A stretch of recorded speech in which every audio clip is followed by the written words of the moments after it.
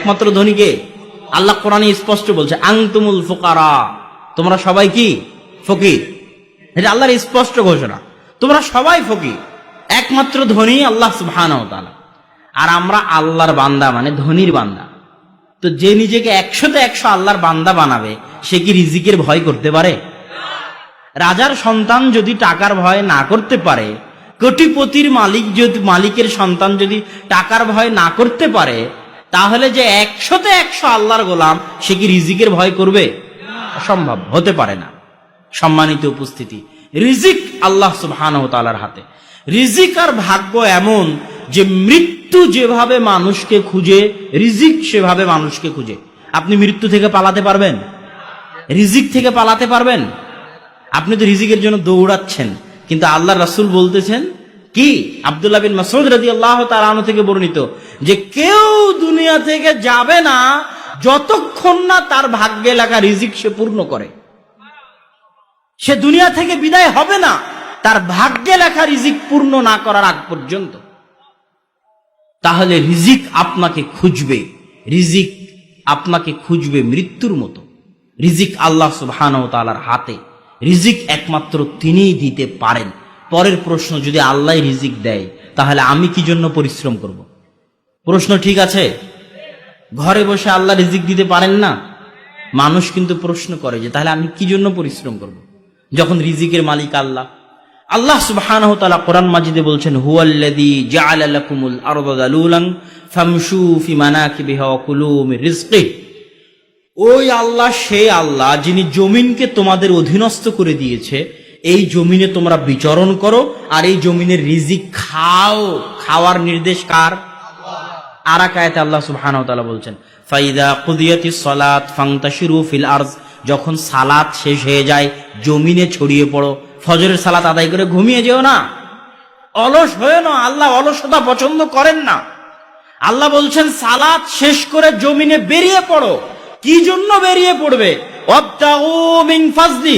জেনে রাখো আদম সন্তান, জমিনের প্রত্যেকটা ইঞ্চিতে, প্রত্যেক ইঞ্চি মাটিতে আল্লাহর দয়া আছে, আল্লাহর রহমত আছে।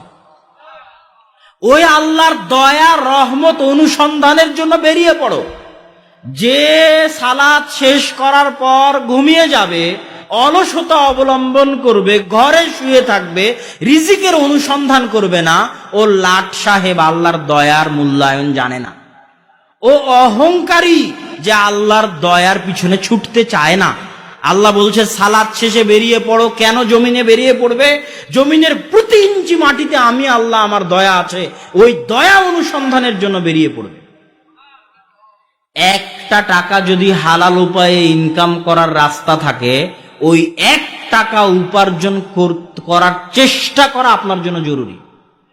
দাউদ আলাইহিস সালাতু ওয়াস সালাম গোসল করছেন, আসমান থেকে স্বর্ণের বৃষ্টি হচ্ছে। দাউদ আলাইহিস সালাম গোসল বাদ দিয়ে স্বর্ণ কুড়াতে গেছে। দাউদ আলাইহিস সালামের কি টাকার এতই অভাব? আল্লাহ যে সমস্ত নবী রাসূলকে সবচেয়ে বেশি ক্ষমতা আর সবচেয়ে বেশি ধন সম্পদ দিয়েছিলেন, তাদের একজন দাউদ আর সুলাইমান, বাপ বেটা আলাইহিমাস সালাতু ওয়াস সালাম। তো দাউদ আলাইহিস সালামের টাকার অভাব নয় যে গোসল বাদ দিয়ে স্বর্ণ কুড়াতে যেতে হবে। দাউদ আলাইহিস সালাম কেন গেলেন? দাউদ আলাইহিস সালাতু ওয়াস সালাম বুঝাতে চাচ্ছেন যে আমি এত কোটি টাকার মালিক হওয়ার পরেও, এত ক্ষমতা অর্জন করার পরেও আমি আল্লাহর রহমতের ভিখারি, আমি আল্লাহর দয়ার মুখাপেক্ষী, আমি আল্লাহর রহমত করুণার ফকির, মিসকিন। কোটি টাকার মালিক হওয়ার পরেও, 100 বিঘা সম্পত্তির মালিক হওয়ার পরেও, পৃথিবীর সকল ক্ষমতার মালিক হওয়ার পরেও আমি আল্লাহর দয়ার ভিখারি, আল্লাহর রহমতের ভিখারি। ওই জন্য কুড়াতে গেছেন স্বর্ণ। কেন? ওই স্বর্ণটা কার দয়া? আল্লাহর দয়া।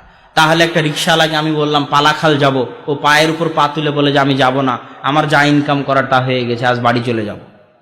তাহলে আমি ওর জন্য ছিলাম আল্লাহর দয়া, আরো আল্লাহর দয়াকে অবমূল্যায়ন করলো, ওর রিজিকে কোনোদিন বরকত হবে না।